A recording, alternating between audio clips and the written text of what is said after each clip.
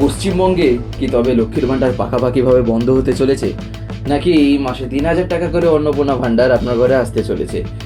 সরকারি স্কুলের mid day মিলে কেন হঠাৎ ডিম বন্ধ হয়ে গেল? বিধানসভায় শুভেন্দু অধিকারী বনাম মহুয়া মিত্র, কে জিতলেন আর কার গলায় শোনা গেল চরম হুঁশিয়ারি?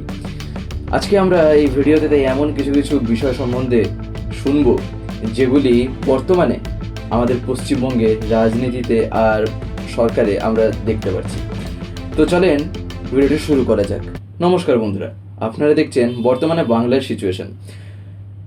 এখন শুভেন্দু অধিকারীর সরকার একের পর এক মমতা বন্দ্যোপাধ্যায়ের জমানার স্কিমগুলোর নাম আর কাঠামো বদলে দিচ্ছে। আজ বিধানসভায় বাজেট সেশনে এমন কিছু বিল আনা হলো যা নিয়ে রীতিমতো রণক্ষেত্র হয়ে উঠল বিধানসভা চত্বর। সবার আগে আসা যাক সাধারণ মানুষের পকেটের কথায়। দিদির জমানার জনপ্রিয় লক্ষ্মীর ভাণ্ডার এখন থেকে হতে চলেছে অন্নপূর্ণা ভাণ্ডারের। কিন্তু এখানে একটা বড় ক্যাচ আছে। মুখ্যমন্ত্রী শুভেন্দু অধিকারী আগে বলতেন তৃণমূল শুধু স্টিকার বদল করে, কিন্তু এখন দেখা যাচ্ছে নতুন বাজেটে ভাতার পরিমাণ 1,000 টাকা থেকে বাড়িয়ে 3,000 টাকা করা হলেও প্রায় 30 লক্ষ মহিলার নাম তালিকা থেকে বাদ পড়েছে।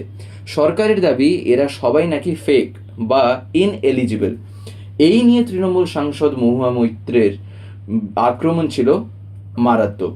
তিনি আজ সরাসরি মমতা বন্দ্যোপাধ্যায়ের কালীঘাটের বাড়ি থেকে বেরিয়ে সাংবাদিকদের বললেন, তৃণমূল কংগ্রেসকে শিকড় থেকে উপড়ে ফেলার জন্য একটি অপারেশন চালানো হচ্ছে। আমাদের কর্মীদের মিথ্যে মামলা আর পুলিশ দিয়ে হুমকি দেওয়া হচ্ছে। এরপর আসা যাক বাচ্চাদের খাবারের কথায়।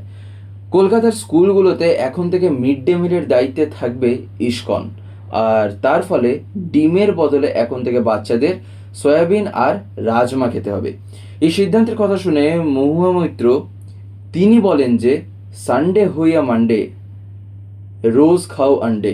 এটা আমরা সবাই জানি, এরকম একটা বলতে পারেন পংক্তির মতন একটা যে কথা আছে।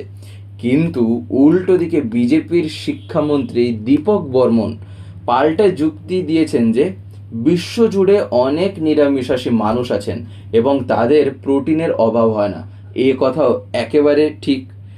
তাই আজকের সব থেকে বড় বিতর্ক এবারে আরও একটা জায়গাতেও তৈরি হচ্ছে, যে ওয়েস্ট বেঙ্গল পাবলিক সেফটি বিল 2026 এবং ইউনিফর্ম সিভিল কোড বা ইউসিসি নিয়ে। মহুয়া মৈত্র এই পাবলিক সেফটি বিলকে জরুরি অবস্থার মিসা বা ইউএপি এর চেয়েও ভয়ঙ্কর বলে দাবি করেছেন। তিনি বলেন, স্রেফ সন্দেহের বশে কাউকে 1 বছর বিনা বিচারে আটকে রাখা যাবে, পুলিশের হাতে অসীম ক্ষমতা দেওয়া হচ্ছে। বিজেপি পাল্টা বলেছে যে অপরাধী সিন্ডিকেট আর রাজনৈতিক হিংসা বন্ধ করতেই এই কড়া আইন দরকার। বিধানসভার ভেতর আজ কিন্তু এক অদ্ভুত দৃশ্যও দেখা গেল। তৃণমূলের ভেতরের লড়াই আজ প্রকাশ্যেও চলে এসেছে। বিধানসভা এখন 3 ভাগে বিভক্ত। বিজেপি, মমতাপন্থী, কালীঘাট তৃণমূল আর ঋতব্রত বন্দ্যোপাধ্যায়ের নেতৃত্বাধীন 62 জন এমএলএর বিদ্রোহী গোষ্ঠী। শুভেন্দু অধিকারী এই সুযোগে এক প্রকার টিপ্পনী কেটে খানিকটা বলেন যে আসল তৃণমূল তো হাউস থেকে বেরিয়ে গেল আর কালীঘাট তৃণমূল ভেতরেই বসে থাকলো। এই সময় কুণাল ঘোষ স্পিকারের সাথে তর্কে জড়িয়ে বলেন, আপনি প্রথমবার স্পিকার হয়েছেন বলেই কি এভাবে কথা বলছেন? আপনাকে কি রসগোল্লা অফার করব? বন্ধুরা, বাংলায় এখন ডাবল ইঞ্জিন সরকার চলছে এবং শুভেন্দু অধিকারীর সরকার একের পর এক নতুন সিদ্ধান্ত নিচ্ছে। একদিকে উন্নয়নের প্রতিশ্রুতি আর অন্যদিকে বিরোধী কণ্ঠরোধের অভিযোগ। বাংলা এখন কোন দিকে যাচ্ছে? মিড ডে মিলে ডিম বন্ধ করা কিংবা না করা, এদিকে 3,000 টাকার অন্নপূর্ণা ভাণ্ডার সব দুঃখ ভুলিয়ে দেবে, নাকি সেই যে 30 লক্ষ মহিলা এখনো পর্যন্ত তাদের যাওয়ার নাম বাদ পড়ে গেছে, সেক্ষেত্রে তাহলে কেমন রূপ এবারে বাংলায় দেখা যাবে?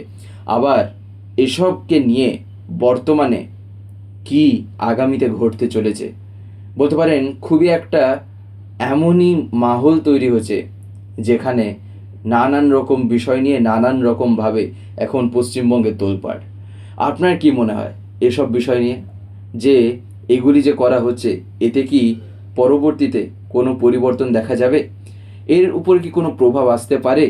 আপনার মতামতটি নিচে আপনি অবশ্যই কমেন্ট করে জানান। আর ভিডিওটি ভালো লাগলে লাইক করুন, শেয়ার করুন, আর যদি চ্যানেলটিকে সাবস্ক্রাইব করে না থাকেন তাহলে অবশ্যই চ্যানেলটিকে সাবস্ক্রাইব করে রাখবেন।